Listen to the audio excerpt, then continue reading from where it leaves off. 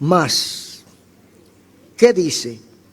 Cerca de ti está la palabra en tu boca y en tu corazón. Esta es la palabra de fe que predicamos. Que si confesares con tu boca que Jesús es el Señor y creyeres en tu corazón que Dios le levantó de los muertos, serás salvo. Porque con el corazón se cree para justicia, pero con la boca se confiesa para salvación. Lo dejamos ahí. Amén. Hoy quiero compartir con el tema la salvación, proyecto divino humano. Este mensaje está marcado con el número 1864. La salvación, proyecto divino humano. Mucha gente, así por casualidad, ha oído y ha pensado en lo que significa la salvación. La salvación viene de una palabra original griega que es soterología. Es la palabra que indica el estudio de la salvación.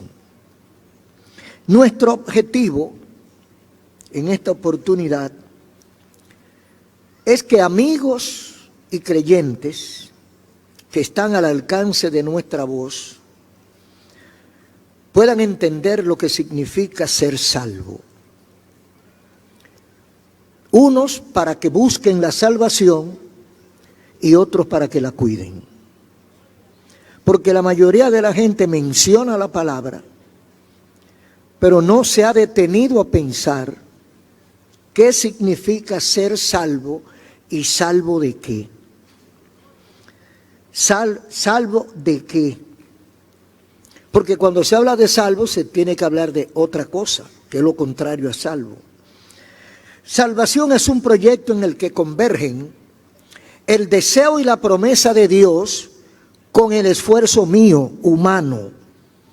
O sea, Dios pone una parte y yo pongo otra. Porque hay que sacarse de la cabeza que nosotros somos títeres. Dios no creó títeres.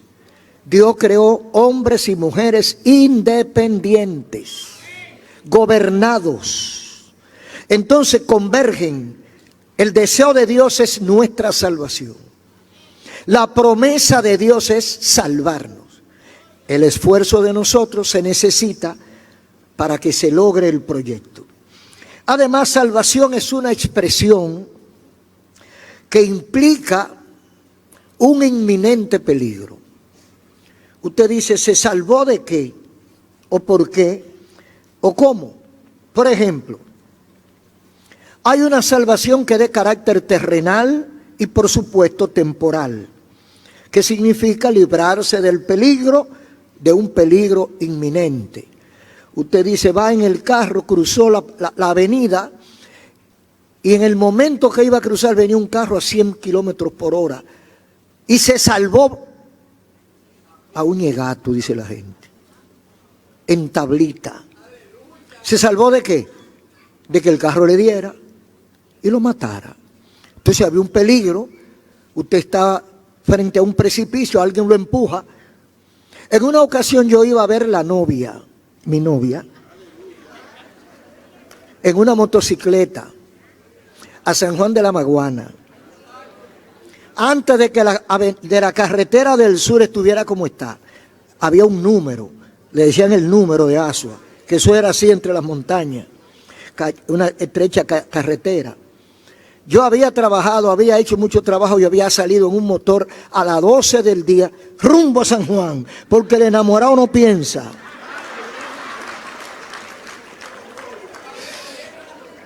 Hermano, y me caí al borde de un precipicio. Me dormí en un motor y caí. Pero me salvé, ¿sabe por qué? Por la mano de Dios. Pero ¿sabe por qué me salvé? Porque en vez de caer para el precipicio, caí para la falda de la montaña. Me salvé. Si hubiera caído para el otro lado, no estuviera aquí hablando.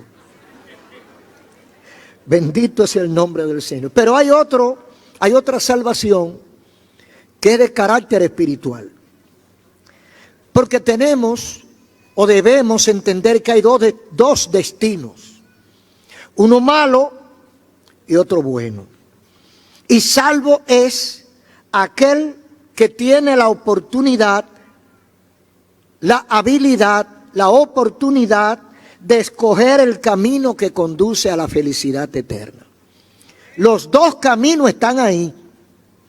Las dos posibilidades están ahí. Entonces, ¿quién se salva? El que escoge la mejor parte. Hay muchos que no le importa. Ellos dicen, bueno, el muerto con tierra tiene. Y es verdad, el cuerpo tiene con tierra. Pero recuerde que usted es más que un cuerpo. Ese cuerpo no es más que un estuche. Es una maquinaria que le sirve de instrumento para resolver problemas materiales mientras esté en este mundo material. Cuando salimos de este mundo material, este instrumento no sirve, no funciona. Entonces otras reglas juegan. Entonces, tenemos la oportunidad de escoger uno de los dos, el bien o el mal. El que escoge el camino del bien se salvó. El que escoge el camino del mal, nosotros decimos junto a la Biblia, se perdió. Entonces, eso se refiere a la vida eterna. Porque tenemos que pensar en esto. Vinimos al mundo un día y un día nos vamos del mundo. Ni pusimos la fecha para llegar, ni ponemos la fecha para irnos. Vinimos solos, desnudos y sin nada en el bolsillo. Así mismo nos vamos. Ahora, el problema es para dónde vamos. Hacia dónde nos dirigimos. Son cosas que un ente pensante debe calcularla. Debe calcularla porque eso se va a dar, lo crea yo o no lo crea. Eso se va a dar. Porque está establecido por el que nos puso aquí. Que no nos preguntó para ponernos aquí, nos puso. Asimismo no nos va a preguntar para llevarnos y nos lleva. ¿En qué consiste la salvación? Bueno, ya dijimos la forma material, temporal. Me escapé de un peligro y aquí estoy vivito y coleando. Eso es lo material. Pero ¿en qué consiste la salvación que tiene carácter eterno? Que se refiere no al cuerpo sino al alma, que yo pienso que es lo que más debemos cuidar. Lo que más debemos cuidar es el alma, porque el alma soy yo en un cuerpo prestado.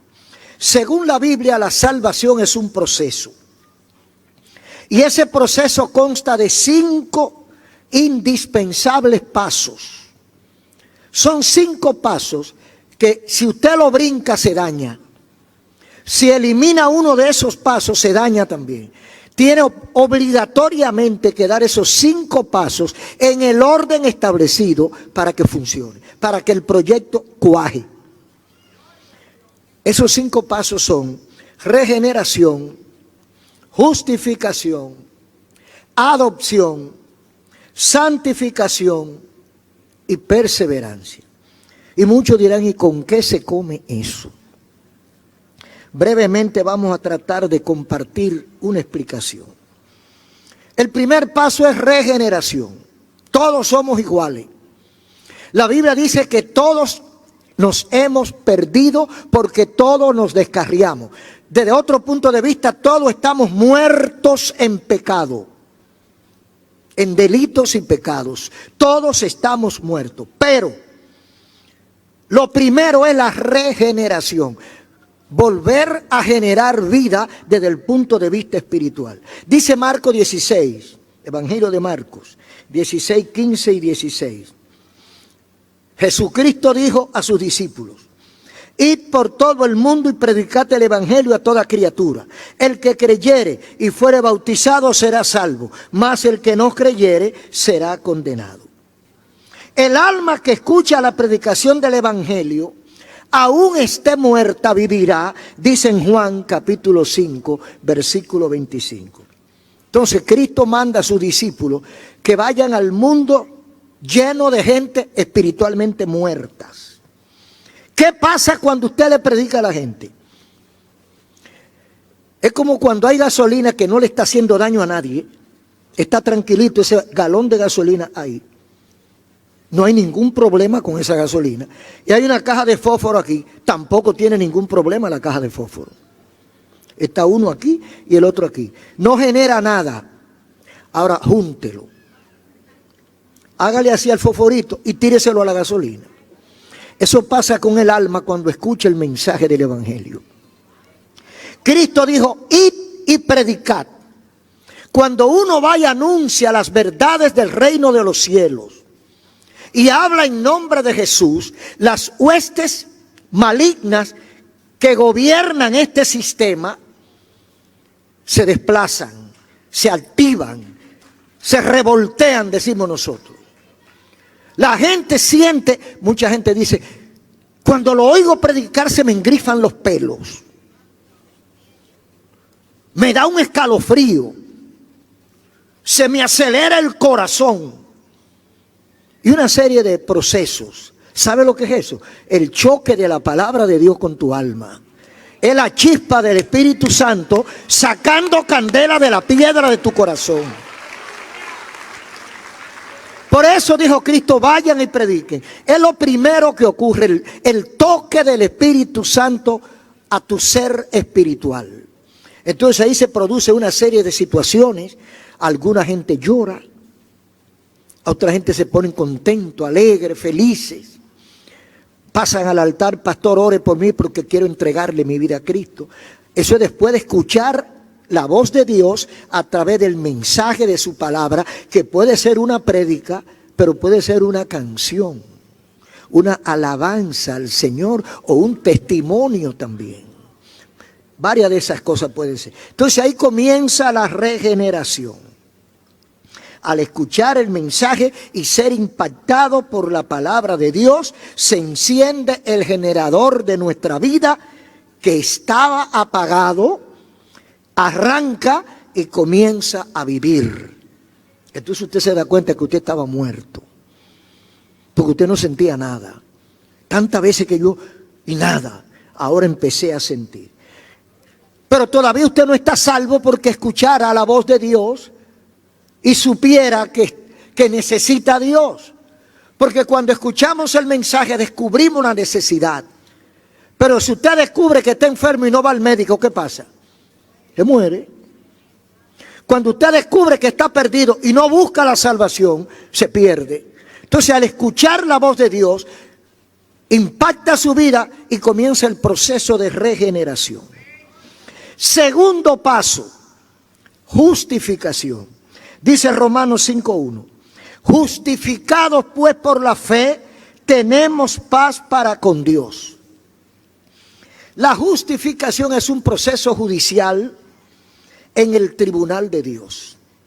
Un proceso mediante el cual el culpable y pecador es declarado justo. Justo, que quiere decir listo para subir de nivel espiritual a los fines de ser aceptado. Cuando venimos al Señor, usted oye la palabra de Dios. Usted puede ser un mentiroso, un hablador, un engañador, un adúltero, un criminal. Usted puede ser cualquier cosa, pero usted oyó la voz de Dios. Y a partir de ahí se abre una puerta para usted cambiar. Entonces, cuando usted viene a Cristo y entrega su vida, usted viene tal como estaba. Con todas sus arrugas, con todas sus totumas, con todas sus imperfecciones, y necesita que le quiten cosas y que le coloquen cosas, prótesis, para usted poder funcionar correctamente. Entonces, ya que está generando vida, necesita ajustes para llevarlo al nivel que el maestro desea. A veces esto cuesta mucho trabajo, mucho sufrimiento, muchas adaptaciones, porque usted era un hombre borrachón, usted tenía a su esposa con su familia, pero tenía 3 sucursales. Entonces cuando usted despierta y conoce a Cristo, y usted empieza a enrolarse en el camino de la verdad, usted se da cuenta que eso está mal y que usted tiene que dejar 2 de esas mujeres. ¿Y cómo? Si yo la quiero a las 3. Yo las amo a las 3. Le agradezco a las 3. A cada una por una cosa. Pero cuando usted entrega su vida a Cristo y estudia la Biblia, se da cuenta que está mal. Entonces eso duele. Pero es parte del proceso de nivelarte espiritualmente, ajustarte, justificarte para que ni sobre ni falte, según la voluntad de Dios. Entonces después de ser regenerado, vamos a ser justificados, preparado. El tribunal nos lleva, dilucida toda nuestra falta, todos nuestros delitos. Entonces aparece el Cordero de Dios que murió por nosotros. Y esos pecados están perdonados si nosotros asumimos el compromiso. Entonces ya estamos justificados, pero todavía falta algo. Todavía me puedo perder. Falta adoptarme como hijo. Porque todavía yo no estoy en la familia. Yo estoy en la cercanía. Yo soy amigo en proceso. Pero ahora falta que la divinidad me acepte como hijo. Luego de estar justificado, está listo para ser insertado en la familia de Dios y entonces ser adoptado como hijo. ¿Qué dice la Biblia? Dice Evangelio de Juan 1:12. Mas a todos los que les recibieron, a los que creen en su nombre, les dio potestad de ser hechos hijos de Dios. ¿A quiénes? A todos los que creen. Lo que quiere decir que hay una posibilidad dentro de los que fueron regenerados, dentro de los que fueron justificados, todavía hay una posibilidad de que no sean aceptados, porque se rebelen, hay gente que después que se convierte dice, ay, pero si yo hubiera sabido que era así, que tengo que dejar de fumar, que tengo que dejar de mentir, si esa es mi arma favorita, y tengo que dejar ese tipo de amigos y amigas que yo tenía, tengo que apartarme de ellos. No, esto no es como yo creía. Entonces hay gente que se devuelve y dice, el precio es muy alto, yo no lo puedo pagar. Pero, dice el Señor, que ese mundo de gente perdida, el Señor dice, todos los que me escuchan, todos los que me reciben, los que creen en mi nombre, les doy, dice Cristo, les doy potestad. O sea, le doy el reconocimiento, la autorización de ser hechos. No llamados, hechos hijos de Dios. O sea, a partir de ahí ya yo puedo decir con toda la boca, soy hijo de Dios. Y en el mundo espiritual eso vale mucho. Porque el diablo respeta a los hijos de Dios. No que los respeta, le tiene miedo. Porque él sabe lo que viene detrás. Él sabe lo que hay, el compromiso que hay. Entonces dice Romanos 8:15, pues no han recibido el espíritu de esclavitud, sino el espíritu de adopción, por lo cual pueden clamar, Abba, Padre. Abba, una palabra griega, quiere decir papi, papito. Entonces, eso es lo que dice, que ahora yo tengo el derecho legal, legítimo, de clamar a Dios como mi Padre. Quizá usted ha visto mucha gente que pide la oración, pero no le sirven a Dios. Hay mucha gente que cuando su familiar o ellos mismos le detectan una enfermedad maligna, inmediatamente acuden a la iglesia o a alguien que ellos conozcan que lleva una vida más o menos arreglada con Dios y le dicen, necesitamos que ore por fulano o necesito que ore por mí. ¿Y por qué tú no oras? Aquí dice por qué. Después que hemos recibido al Señor, Ya no tenemos el espíritu de esclavitud que teníamos, sino el espíritu de adopción, por lo cual ahora puedo clamar, Padre. ¿Por qué? Porque ahora soy hijo. No era hijo, era un amigo. Ahora soy hijo y puedo clamar con todo mi derecho. Con todo el derecho puedo clamar, Abba, Padre. Porque es muy bueno tener el derecho, pero hay que conservarlo, hay que buscarlo. Porque todo el mundo quiere que Dios lo bendiga. Todo el mundo quiere que Dios lo escuche. Pero uno le pregunta a la gente, ¿y tú te acuerdas de Dios? Tú quieres que Dios se acuerde de ti, pero tú te acuerdas de Dios. ¿Qué tú estás haciendo por Dios? Siquiera escucha su palabra, atiende a sus consejos y por lo menos obedécelo. Pero tú quieres hacer lo que te da la gana, vivir como te da la gana, y cuando tienes una emergencia, entonces acude a Dios. Señor, aquí estoy. Ayúdame, que mi abuela oraba mucho. Mi papá era un pastor. Usted sabe que uno de los problemas de la salvación es que es individual. Es individual, es personal. No se transfiere de padre a hijo, ni por apellido, ni por generación. Cada cual tiene que buscar lo suyo. Yo busco por mí y mis hijos buscan por ello, mis padres buscaron por ello, etc. Dios no tiene ni sobrino ni nieto. Solo tiene hijos. Dios solo tiene hijos. Y por eso dice aquí que podemos clamar. Porque ya hemos sido aceptados, ya hemos sido recibidos como hijos de Dios. Entonces el tercer paso para la salvación, para el proyecto de salvación. El cuarto paso se llama santificación. Significa separarse, apartarse de algo. Ahora le corresponde la santificación o separación para Dios, que quiere decir consagración a seguir y servir al Hijo de Dios. ¿Qué dice la Biblia? Dice en Romanos 6, 11 y 12.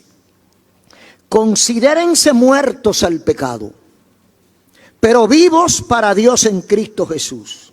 No permitan que el pecado reine en su cuerpo mortal, ni obedezcan a sus malos deseos. Esto es difícil de digerir, hermano. Lo primero está fuerte. Considérate un muerto. ¿Y por qué? El muerto ni huele, ni ve, ni oye, ni entiende, ni le gusta, ni no le gusta. El muerto está ahí. Entonces, el muerto le gustaban los chicharrones, por ejemplo. Le gustaba el sancocho. Y el muerto está en la caja. Tráigale sancocho, tráigale chicharrón a ver. ¿Qué hace el muerto? Nada. Ay, tan mujeriego que era. Tráele 2 o 3 muchachonas de esas que a él le gustaban. Pónsela ahí a ver qué va a hacer. Ay, que él era loco con el coñac. Ese hombre se prendía, pero era nada más con coñac. Le gustaba el romo bueno. Tráele una caja de romo y pónsela al lado del ataúd a ver lo que va a hacer. Entonces dice la Biblia que nos consideremos muertos. ¿Pero a qué? Al pecado.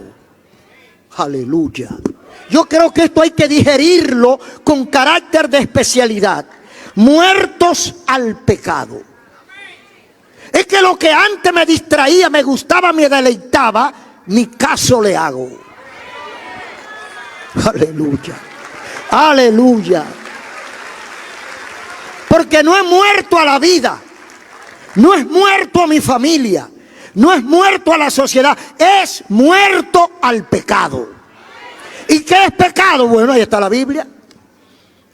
Ahí está la Biblia, usted averigua usted. Su propia conciencia le dice a usted que es pecado. Toda violencia a los estatutos de Dios es pecado. Todo lo que afecte a tu prójimo negativamente es pecado. Entonces yo tengo el cuarto paso, la santificación, es que cuando yo recibo a Cristo, yo soy regenerado, yo soy recibido como hijo de Dios, adoptado como hijo de Dios. Ahora yo soy un muerto. Ahora yo me declaro muerto. ¿Le gustaba el dinero? Le pueden poner la cantidad de dinero al lado y se queda igualito. Y dice Pablo como testimonio de sí mismo, dice en Gálatas 2:20, crucificado estoy yo con Cristo, y ya no vivo yo, vive Cristo en mí.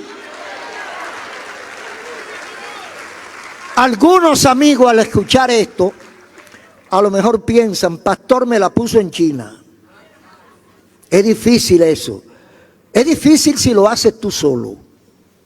Pero si tú humildemente reconoces tu incapacidad, tu incompetencia, y tú decides buscar ayuda en Dios, no es difícil. Porque si fuera así, ningún evangélico estuviera en la iglesia. Todos los que estamos aquí, hombres y mujeres, teníamos los mismos problemas que usted. Nos gustaban las mismas cosas. Y muchísimas de esas cosas que eran malas, las renunciamos a ellas porque lo otro es mejor. Aprendimos con el apóstol Pablo que lo de afuera, a los fines eternos, es basura. ¿Por qué? Porque todo se va a quedar aquí donde mismo lo encontramos. Y me llevo lo que recibo de parte de Dios. Entonces, considérense muertos al pecado, pero vivos para Dios en Cristo Jesús. Para el pecado, para la impiedad, para la maldad, para los vicios, estoy muerto. Pero estoy totalmente muerto. No, porque estoy vivo para Dios. Usted no va al teteo, pero usted viene al culto. Usted no se bebe el romo malo, el clerén, pero se bebe el jarro de leche. Usted está muerto para una cosa, pero no para la otra. Estamos muertos para el diablo, estamos muertos para el pecado, estamos muertos para el mundo y sus deseos, pero estamos vivitos y coleando para la gloria de Dios. Santo es su nombre.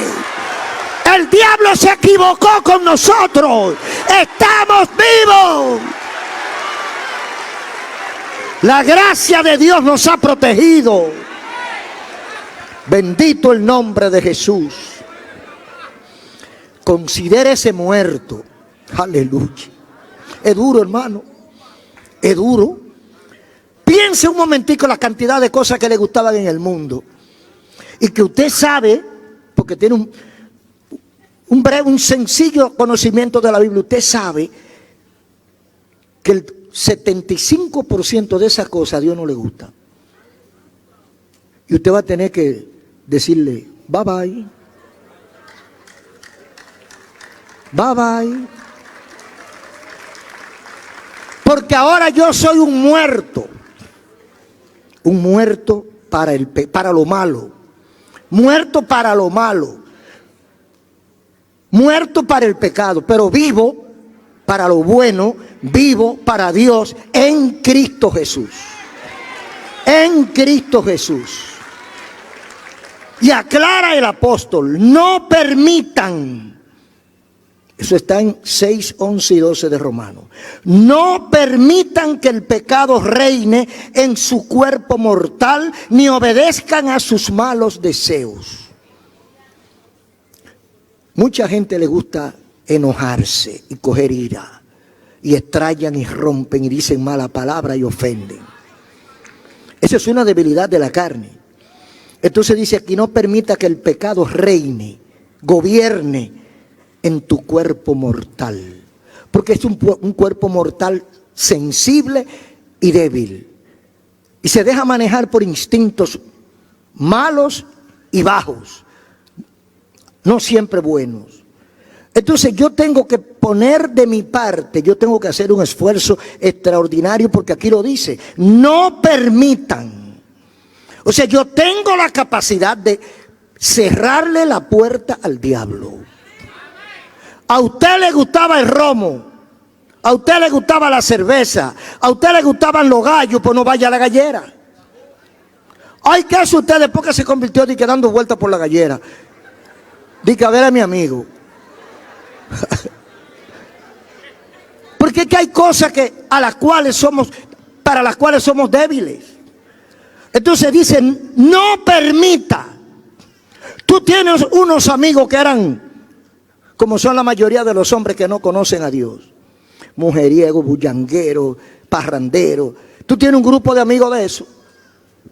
Entonces tú solamente los saludas, habla con ellos para preguntarle cómo están y para invitarlo a la iglesia. No es de que para dónde es la fiesta de este fin de semana, con cuál secretaria te va este fin de semana. No permitas, porque yo tengo la capacidad de cerrar la puerta. Yo tengo la capacidad de buscar fuerza. Yo tengo la posibilidad de enfrentar mis propias debilidades, porque Dios me da la inteligencia y la fuerza. Pero hay que pedirla. El cuento de que yo soy débil, a mí no me lo haga. Porque yo no se lo voy a creer. Ni a mujer, ni a hombre. Yo no creo en esa debilidad. Yo creo en el descuido. Yo creo en la haraganería. Tú eres débil porque no buscas a Dios.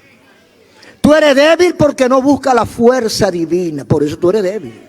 Todo el que busca a Dios es fuerte, aunque pareciera que es débil. Entonces somos muertos al pecado y no podemos permitir el pecado reine en nuestro cuerpo, ni obedecer a sus deseos, porque los deseos llegan. Los deseos llegan, porque no somos extraterrestres. Estamos aquí. Y cuando nos descuidamos, las debilidades como que quieren. Entonces, cuando yo siento ese mal instinto, esa idea que no es correcta, ¿qué yo tengo que hacer? No obedecer a esos malos deseos. Entonces, eso es santificación.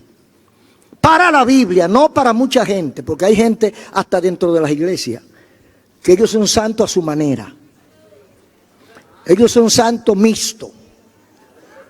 En un momento soy de aquel lado y en otro momento estoy de este lado. Pero son santos.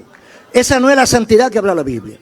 La Biblia tampoco habla de una santidad que usted parezca un musulmán o una musulmana con un islamista, con un forro o una monja.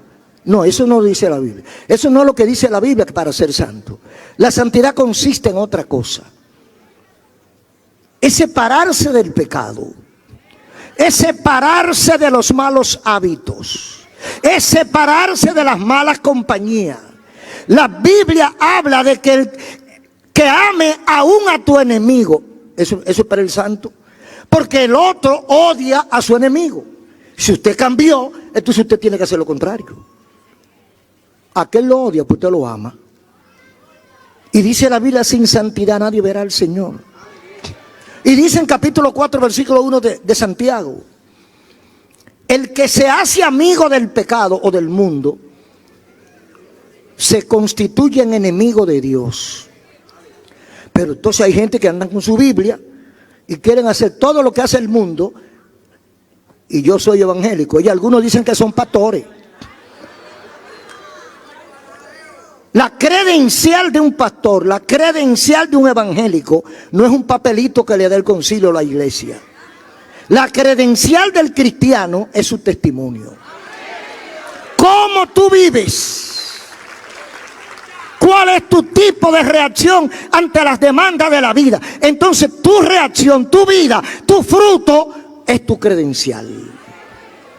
Porque cualquiera va a un seminario, hace 4 o 5 años de teología, cualquiera compra Biblia bonita, cara, de piel, hasta de oro la puede comprar. Y cualquiera lo hace, cualquiera compra un traje y se lo pone, traje de pastor, corbata, aparece un pastor. Eso lo hace cualquiera. Ahora, ¿sabe quién hace eso también? El diablo. El diablo puede hacer todo eso. Ahora, ¿sabe lo que no puede hacer el diablo? dar frutos dignos de arrepentimiento. Si el diablo se convierte y da fruto digno de arrepentimiento, entonces deja de ser diablo. Entonces es lo que Dios nos exige a evangélicos y amigos. Y ese es el cuarto paso de la salvación. Ser salvo no significa solo ser regenerado, ser justificado, ser adoptado como hijo, sino también ser santificado, separado para la voluntad de Dios. Y en quinto lugar, perseverancia. Porque usted puede ser regenerado, usted puede ser justificado, usted puede ser adoptado como hijo, usted puede ser santificado, pero ¿y si no persevera? Las cuatro cosas se cayeron de un golpe. Si usted brinca de adopción a perseverancia y no se santifica, se perdió el barco. Si usted es regenerado, pero no se justifica y sigue haciendo su vagabundería como la hacía siempre, se cae el edificio. O sea, estas 5 cosas hay que hacerlas en su orden, o de lo contrario el proyecto aborta. Entonces dice, perseverancia es el quinto paso de la salvación y el definitivo. Después de estar listo, de estar funcionando al servicio y al agrado de Dios, solo tenemos que permanecer en esa posición. ¿Sabe por qué? Dice Apocalipsis 3:11. He aquí yo vengo pronto. Retén lo que tienes para que otro no tome tu corona. Y en 24:12 de Mateo dice, el que persevere hasta el fin. Hermano, usted fue tocado por Dios. Usted fue justificado. Usted fue adoptado como hijo. Usted fue santificado y se separó del mundo. Pero si usted se devuelve, todo lo que hizo se fue abajo. Porque lo dice más de una vez la Biblia. El que persevere hasta el fin. No el que usted va para el penthouse de una torre. Y usted ha caminado, la torre tiene 20 pisos. Y usted está por el 10. Usted está en el penthouse. Usted está en el 15. Usted está en el penthouse. No, usted está en la torre. Entonces usted está en el camino de la salvación. Pero usted no ha llegado. Usted tiene que perseverar, porque al final es que viene lo bueno. El sello de la victoria viene detrás. Entonces, después que yo soy salvo y hemos dado estos 5 pasos y yo estoy perseverando en el Señor, ¿qué debo hacer con mi salvación? Lo primero que tenemos que hablar es de la seguridad de esa salvación. ¿Por qué usted cree que es salvo? ¿A qué le achaca a usted esa seguridad? Dios mismo es quien garantiza. Y la Biblia es el documento. Este es el acta de nacimiento, el acta de matrimonio, el diploma de la universidad, es este. Es la Biblia que lo dice. Dice Romanos 10:8. Esta es la palabra de fe que predicamos. Que si usted confiesa con su boca que Jesús es el Señor y creyere en su corazón que Dios le levantó de los muertos, será salvo. Ahí hay unos requisitos. Implícitamente hay unos requisitos. Dice, esta es la palabra de fe que predicamos. Esta. ¿Cuál es la palabra de fe? Que si yo confieso con mi boca que Jesús es mi Señor, si yo creo en mi corazón que Dios lo levantó de los muertos, soy salvo. Si yo no creo que Dios levantó a Cristo de los muertos, no soy salvo. Si yo no creo que Jesús es el Hijo de Dios, yo no soy salvo. Yo tengo que creer esto para garantizar y asegurar mi salvación. Y esto no es un invento de los evangélicos. Esto es un invento de la palabra de Dios. Es lo primero. ¿Qué hacer con la salvación? Asegurarla. Segundo, cuidarla. Porque la salvación es como un tesoro de gran precio, susceptible de perderlo. Cuando usted tiene una joya que le regaló su tatarabuelo, o su tatarabuela de su matrimonio, cuando ella se casó hace 100 años, y es de oro macizo, y le trae todos los recuerdos de la familia, y se la regala a su tataranieta el día de su boda. ¿Dónde pone usted esa joya? En la mesita de la sala para que el niño juegue con ella. Anda con ella en el bolsillo de la camisa, que cuando se abaja se le cae. Usted la mete en un cofre y si es posible va a una bóveda de un banco y la guarda. Usted la asegura porque es de gran precio. Es una cosa de mucho valor. Entonces, ¿qué hacemos con nuestra salvación? ¿Relajar con eso? ¿Ponerla en juego? ¿Que la gente dude de nuestra salvación? No, tenemos que cuidarla. Dice Filipenses 2:12. Ocúpense de su salvación con temor y temblor. Dice la Biblia que la puedo perder. Porque si no, no me dijera que la cuide. ¿Usted va a cuidar algo que no esté sujeto a perderse? No. ¿Para qué lo voy a cuidar si eso no se pierde? Lo que se cuida es lo que se puede perder. Y dice Filipenses 2:12, ocúpense de su salvación. Cuiden, dice en otra versión, cuiden su salvación con temor y temblor. Y dice Apocalipsis 2:10, sé fiel hasta la muerte y te daré la corona de la vida. O sea que todo lo demás se puede caer. Como dijo Pablo, dice el apóstol Pablo, he peleado la buena batalla. He acabado mi carrera. He guardado la fe. 3 cosas imprescindibles. Por lo demás, dice Pablo, me está guardada la corona de justicia. Y no solo a mí, sino a todos los que aman su venida. Bendito sea el nombre del Señor. Entonces, ocúpese usted de su salvación. ¿Y cómo yo me ocupo de mi salvación? ¿Cómo yo me ocupo de mi salvación? Cuidándola, cultivándola. Mi relación con Dios, yo la cultivo. Hay relaciones que se dan para estar cerca. Yo puedo tener un amigo en Tokio, o en Tokio, como dicen otros. Yo puedo tener un amigo en Dubái, y hace 10 años que no lo veo. Pero es mi amigo. No hace mucho que me escribió uno que hacía 30 años que no lo veía. Pero sigue siendo mi amigo en el recuerdo. Salúdame a fulano. Pero él allá y yo aquí. Ahora usted tiene a su esposa en Dubái y usted viviendo aquí. Es un tipo de relación que no aguanta separación. El matrimonio es una relación que se hizo para cultivarla. La relación de un padre y un hijo. Usted va a tener un hijo que hace 20 años que usted no lo ve y usted va a decir que él lo ama a usted. Usted lo sigue amando porque los padres y las madres aman hasta el final.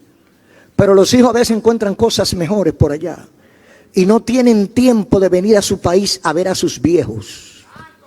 Ah, no, papá está bien, mamá está bien. Eso no vale, eso no es todo en la vida.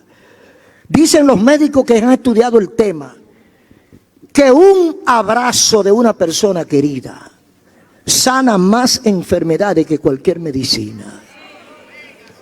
Porque es que adentro tenemos un motor que se reactiva con lo bueno. Hay gente que solo le falta que alguien lo abrace y le diga te amo. Hay gente que se ha suicidado porque nadie le ha dicho te amo. Hay relaciones que no se mantienen de lejos. La relación con Dios no se guarda en un cofre. La relación con Dios hay que cultivarla día a día. Usted tiene que hablar con su papá todos los días. Usted tiene que hablar con su esposa todos los días. Usted tiene que hablar con su Dios todos los días. Usted tiene que mantener esa conexión, porque es como una señal de teléfono. Usted está en un lugar donde no hay señal. Usted se alejó espiritualmente. Usted se alejó de Dios, no hay señal. Entonces la salvación se le puede perder. Es lo que dice la Biblia. Algunos dicen que la salvación es como un artículo que yo lo compro, y que después que lo compro y pago lo que hay que pagar, ya no la pierdo. Pero eso es otro tema, y eso es otro evangelio. El evangelio bíblico dice que hay que cuidar nuestra salvación, porque dice 2:10 de Apocalipsis que yo tengo que ser fiel hasta la muerte para poder alcanzar la corona de la vida. ¿A quién es que le dan la corona? A los vencedores, a los campeones, a los triunfadores. Entonces lo consagran con esa corona. Has vencido. Ya no hay vuelta atrás. Después que usted es campeón, ya es campeón. Aunque más nunca gane una carrera, ya es campeón. Se puede sentar y ya es campeón. Después que lleguemos al reino de los cielos, después de haber pasado muchísimos avatares, después de haber sufrido muchísimo en esta vida, después de haber tropezado muchísimo, logramos llegar. Nos sientan allá, nos ponen la corona, ya el diablo perdió, ya no hay manera de volver atrás, ya está ganada la batalla. El que persevere hasta el fin tendrá la corona de la vida. Entonces, mantener ante toda circunstancia esa salvación. Hay muchas circunstancias. Por ejemplo, dice Mateo 10:22: seréis aborrecidos de todos por causa de mi nombre, mas el que persevera hasta el fin, este será salvo. ¿Sabe por qué? Porque el mundo muchas veces nos rechaza como especie extraña. Y esta monja, porque a veces cuando la mujer no se viste provocativamente como se visten las otras, entonces le dicen: ¿y esta monja de dónde llegó? ¿Esta misionera de dónde viene? O a un hombre que se mantiene circunspecto a su voto matrimonial, un hombre que recuerda y habla mucho de su esposa en la oficina. Este es un elemento como raro. La misma secretaria dicen muchas veces. Porque lo que quieren es que el hombre le esté enamorando y dándole piropos. Entonces, cuando no somos como son los otros, la tendencia normal es rechazo. Este no cabe en el grupo porque este es diferente a nosotros. Entonces dice el Señor: serán aborrecidos por causa de mi nombre, pero el que persevere hasta el fin, ese será salvo.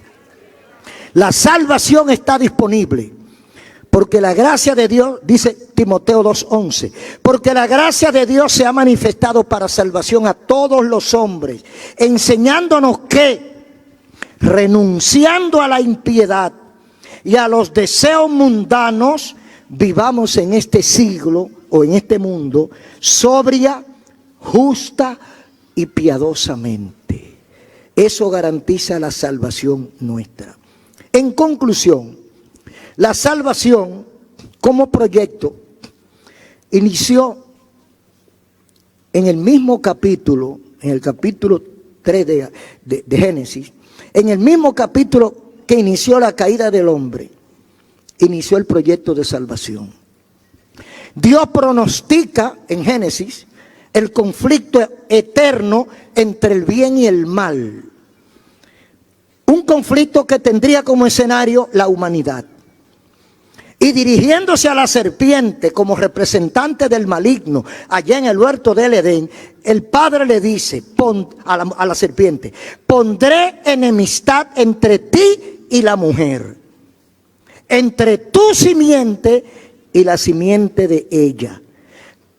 La simiente de ella te herirá en la cabeza y tú lo herirás en el calcañar. ¿Qué está diciendo?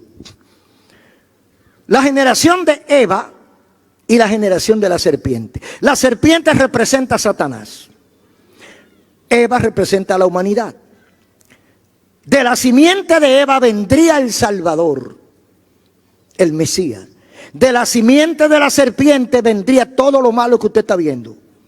Esta sociedad insoportable, todos estos pedófilos, criminales, sicarios, ladrones, corruptos, habladores, toda esta maldad que hay es la simiente de la serpiente encarnada en ciertos sujetos.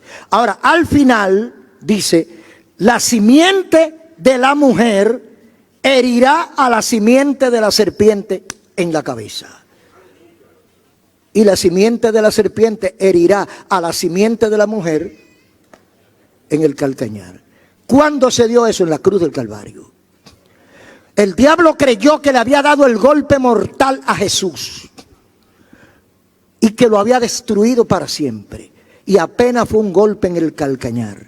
Porque con esa muerte obtuvo él la victoria eterna sobre las fuerzas del mal. Es lo que enseña la Biblia.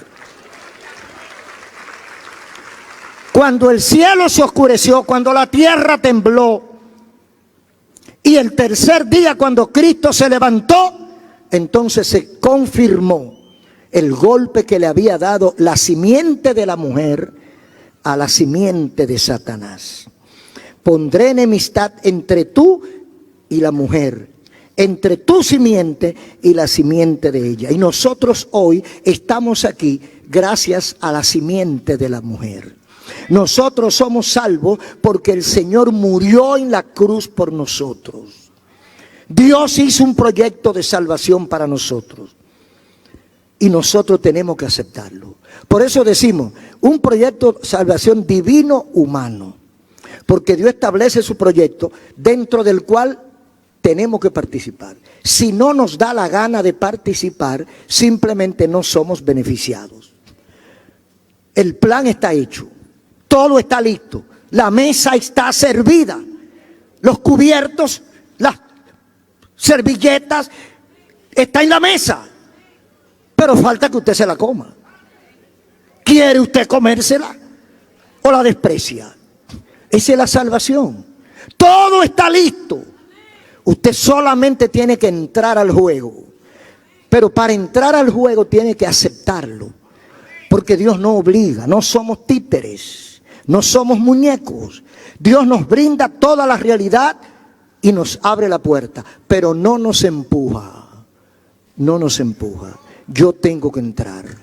Yo tengo que tener la inteligencia de ver la puerta, identificar la puerta, decir sí, por ahí me conviene ir y entonces arrancar para allá. Si yo digo, no, yo tengo otra cosa más importante que hacer, que te vaya bonito. Y al final encontrará que lo perdió todo.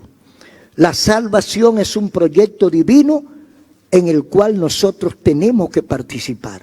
Los beneficiados o el beneficiado no es Dios, somos nosotros. Porque si usted se convierte a Cristo, Dios sigue siendo Dios. Y si usted dice que no, Dios sigue siendo Dios. Así que los que pierden o los que ganan somos nosotros. Dios está en su trono. Un aplauso a Cristo. Muchas gracias te damos, Señor. Gracias por tu palabra. Termina la obra en cada vida, Señor. Te lo ruego en el nombre de Jesús. Amén. Si usted tranquilamente ha escuchado la palabra de Dios y ha entendido lo que Dios le ha dicho, si usted ha sentido el toque de Dios en su corazón, yo quiero que haga algo más. Vamos a darle paso al Señor a tu vida. Vamos a brindarle a Dios la oportunidad. Todo el que ha sentido ese toque de Dios, le voy a decir que ore conmigo. Ahí sentado donde usted está, cierre sus ojos. Esté aquí en el templo o esté en su casa o en su oficina. Si Dios tocó tu corazón, si sentiste esa necesidad, vamos a hablar con Dios. Vamos a pedirle perdón. Vamos a humillarnos, a reconocer que hemos pecado y a pedir perdón.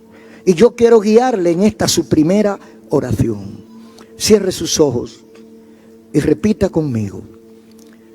Amado Dios y Padre Celestial, acabo de escuchar la explicación de tu palabra. Señor, yo quiero ser salvo. Necesito ser salvo. Pero he pecado contra ti. El pecado me ha separado de ti. He tenido una vida indiferente hacia ti. Ahora lo reconozco. Te pido perdón. Lávame con la sangre derramada en la cruz. Transforma mi vida, mi carácter, y conviérteme en un hijo tuyo. Sálvame, sálvame, Señor. Ayúdame. Yo te necesito. Te entrego mi vida y todo lo que soy. Y declaro a Jesucristo como mi Salvador y como mi Señor. Gracias. Amén. Todo el que hizo esta oración y está aquí en el templo, le voy a pedir algo más. Póngase de pie.